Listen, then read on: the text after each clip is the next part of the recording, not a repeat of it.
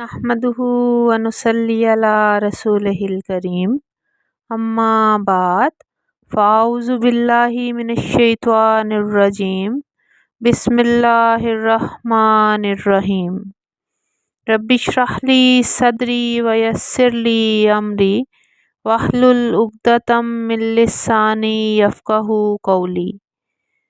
अस्सलामु अलैकुम व रहमतुल्लाहि व बरकातुहू। कैसे हैं आप सब लोग। मैं उम्मीद करती हूँ कि आप सब ईमान, सेहत और तकवा की बेहतरीन हालत में होंगे इंशाअल्लाह ताला। अब हम अल्लाह ताला की तौफीक और मदद के साथ सूरह बकरा आयत नंबर 103 का तर्जुमा और तफसीर देखेंगे। शुरू करते हैं सूरह बकरा आयत नंबर 103 के तर्जुमा से।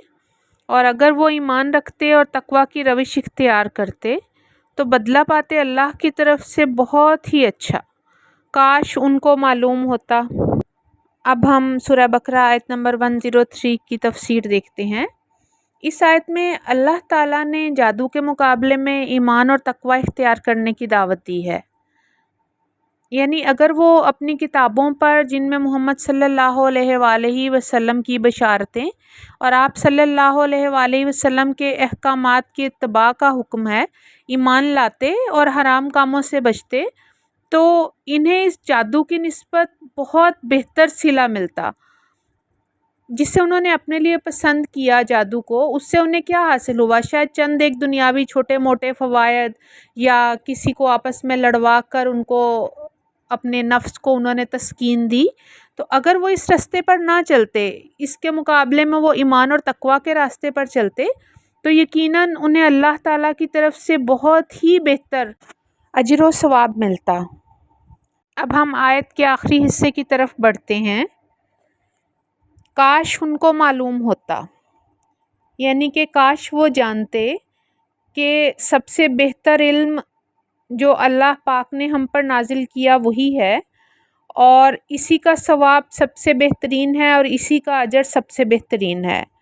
सूरतुल कसस आयत नंबर 80 में अल्लाह पाक ने फरमाया, और जिन लोगों को इल्म दिया गया उन्होंने कहा अफसोस तुम पर, अल्लाह ताला का अजर उसके लिए बहुत बेहतर है जो ईमान लाए और नेक अमल किए, और वो चीज़ नहीं दी जाती मगर सब्र करने वालों को। अब हम अल्लाह ताला की तौफीक और मदद के साथ सूरह बकरा आयत नंबर 104 का तर्जुमा और तफसीर देखेंगे। शुरू करते हैं सूरह बकरा आयत नंबर 104 के तर्जुमा से। ए ईमान वालो, तुम राइना मत कहा करो बल्कि उन्जुर ना कहा करो, और तवज्जो से बात को सुनो, और काफिरों के लिए दर्दनाक अजाब है। अब हम अल्लाह ताला की तौफीक और मदद के साथ सूरह बकरा आयत नंबर 104 की तफसीर देखते हैं। इस आयत में उन मुनाफिकीन का जिक्र हो रहा है जो मुसलमानों में शामिल होने के बावजूद यहूद के ज़ेर असर थे। यहूदी और उनके ज़ेर असर मुनाफिकीन जब रसूलुल्लाह सल्लल्लाहु अलैहि वसल्लम की महफिल में बैठते थे, तो अगर आप सल्लल्लाहु अलैहि वसल्लम की कोई बात उन्हें सुनाई ना देती या समझ में ना आती तो वो राय ना कहते थे, जिसका मतलब है हजूर सल्लल्लाहु अलैहि वसल्लम ज़रा हमारी रियायत कीजिए, बात को दोबारा दोहरा दें, हमारी समझ में नहीं आई। अहले ईमान भी ये लफ्ज़ इस्तेमाल करने लगे, लेकिन यहूदी अपने दिलों के खोट के बायस बुरे मानी के इरादे से नबी करीम सल्लल्लाहु अलैहि वसल्लम को मुखातिब करते, और इस लफ्ज़ को जब वो अदा करते तो अपनी ज़ुबान को दबा कर राई ना कहते, जिसका मतलब है हमारे चरवाहे, और इस तरह कहकर दिल ही दिल में खुश होते कि इनको पता नहीं चल रहा और हम इनका मजाक उड़ा रहे हैं। और अगर कोई टोक देता कि ये तुम क्या कह रहे हो, तो वो उसको कहते कि हम तो रायना ही कह रहे हैं, तुम्हें सुनने में कोई गलती हुई है। लेकिन अल्लाह ताला तो हर चीज़ से बाखबर है, दिल में आने वाले हर ख्याल को जानता है। चुनाचे मुसलमानों को कहा जा रहा है कि तुम इस लफ्ज़ को छोड़ दो, इसकी जगह कहा करो उन्जुरना, यानी ए नबी सल्लल्लाहु अलैहि वसल्लम हमारी तरफ तवज्जो फरमाइए या हमें मोहलत दीजिए कि हम बात समझ लें।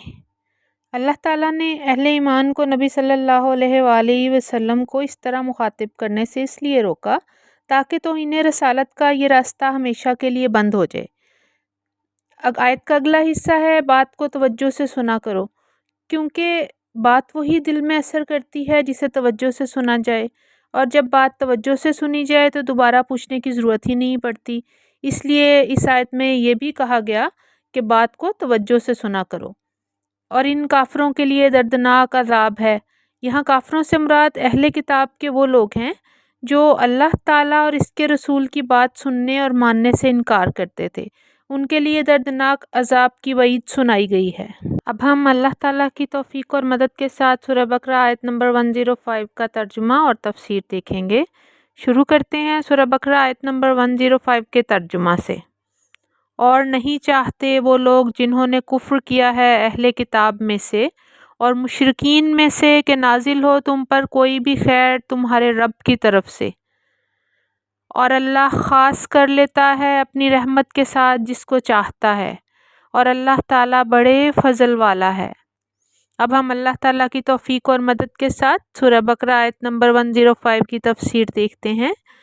اس آیت میں اللہ رب العزت نے مومنوں کو مشرکوں اور اہل کتاب کی شدید دشمنی سے آگاہ کرتے ہوئے فرمایا ہے کہ وہ نہیں چاہتے کہ تم پر کوئی خیر نازل ہو۔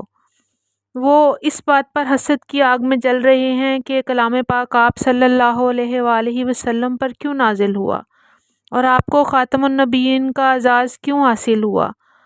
آپ صلی اللہ علیہ وآلہ وسلم کے ساتھ سخت حسد کا جذبہ رکھتے تھے وہ، کیونکہ وہ نہیں چاہتے تھے کہ کوئی بھی خیر کوئی بھی بھلائی آپ صلی اللہ علیہ وآلہ وسلم تک پہنچے، اور اللہ خاص کر لیتا ہے اپنی رحمت کے ساتھ جس کو چاہتا ہے، اور اللہ تعالیٰ بڑے فضل والا ہے۔ اللہ تعالیٰ نے اہل کتاب اور مشرکوں کو اس کا جواب دیا ہے کہ اللہ تعالیٰ جسے چاہتا ہے خاص کر لیتا ہے اپنی رحمت کے ساتھ، اور رحمت سے مراد یہاں نبوت ہے۔ نبوت بہت بڑی نعمت، بہت بڑی رحمت ہے، اور اللہ تعالیٰ بڑے فضل والا ہے۔ بے شک یہ اللہ کا فضل ہی تو ہے کہ رسول اللہ صلی اللہ علیہ وآلہ وسلم کو پوری دنیا کی رہنمائی کے لیے بھیجا گیا، قرآن کو بھیجا گیا تاکہ قدم بقدم رہنمائی حاصل کی جا سکے۔ لیکن بے شک ہدایت اسی کے لیے ہے جو ہدایت طلب کرتا ہے۔ اب ہم اللہ تعالیٰ کی توفیق اور مدد کے ساتھ سورہ بقرہ آیت نمبر 106 کا ترجمہ اور تفسیر دیکھیں گے۔ شروع کرتے ہیں سورہ بقرہ آیت نمبر 106 کے ترجمہ سے۔ جو بھی ہم منسوخ کرتے ہیں کوئی آیت یا اسے بھلا دیتے ہیں تو ہم اس کی جگہ پر لے آتے ہیں اس سے بہتر یا کم از کم ویسی ہی۔ کیا تم نہیں جانتے اللہ ہر شے پر قدرت رکھتا ہے؟ اب ہم اللہ تعالیٰ کی توفیق اور مدد کے ساتھ سورہ بقرہ آیت نمبر 106 کی تفسیر دیکھیں گے۔ قرآن میں شریعت کی تکمیل بتدریج ہوئی۔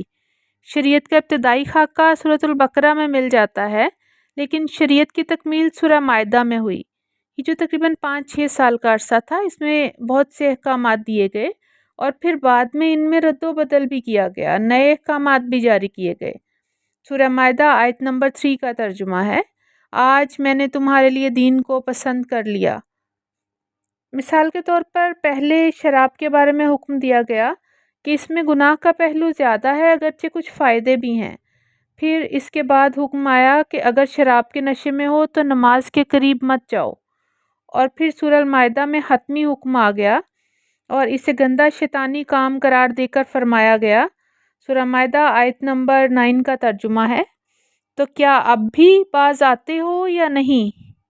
یہاں اس آیت میں اللہ پاک نے فرمایا کہ اگر ہم کسی حکم کو منسوخ کرتے ہیں یا اسے بھلا دیتے ہیں تو اس سے بہتر لے کر آتے ہیں، یا کم از کم اس جیسا دوسرا حکم لے کر آتے ہیں، اس لیے کہ اللہ تعالیٰ قادر مطلق ہے، اس کا اختیار کامل ہے، وہ مالک الملک ہے، دن اس کا ہے، رات اس کی ہے، اس میں وہ جس طرح چاہے، وہ جو چاہے تبدیلی جہاں چاہے کر سکتا ہے۔ پہلی شریعتوں کے احکامات بھی منسوخ ہوتے رہے ہیں۔ مثلاً سیدنا آدم علیہ السلام کی بیٹیاں اور بیٹے آپس میں بہن بھائی تھے، لیکن ان میں نکاح جائز تھا، بعد میں اسے حرام قرار دیا گیا۔ سیدنا نوح علیہ السلام جب کشتی سے اترے تو ان کے لیے تمام حیوانات کا کھانا حلال تھا، بعد میں یہ اجازت ختم ہو گئی۔ سیدنا ابراہیم علیہ السلام کو بیٹے کی قربانی کا حکم دیا گیا، لیکن قربان کرنے سے پہلے ہی منسوخ کر دیا گیا۔ بنی اسرائیل کو حکم دیا گیا کہ جو لوگ بچڑا پوجنے میں شامل تھے وہ سب اپنی جانوں کو قتل کر ڈالیں، لیکن پھر بہت سے باقی تھے کہ حکم منسوخ ہو گیا۔ اب آیت کے اگلے حصے کی طرف بڑھتے ہیں۔ کیا تم نہیں جانتے اللہ ہر شے پر قدرت رکھتا ہے؟ اللہ تعالیٰ ہر چیز پر قادر ہے، وہ جو چاہے کر سکتا ہے۔ زمین و آسمان میں اسی کی بادشاہت ہے، اسی کا اختیار ہے۔ جس وقت جو حکم اس کی حکمت کے مطابق ہو اسے نازل کر دے، جس حکم کو چاہے منسوخ کر دے۔ ہمارا کام صرف اطاعت ہونا چاہیے، ہمارے سر جھکے ہوئے ہونے چاہیے اپنے رب کے حکم کے آگے۔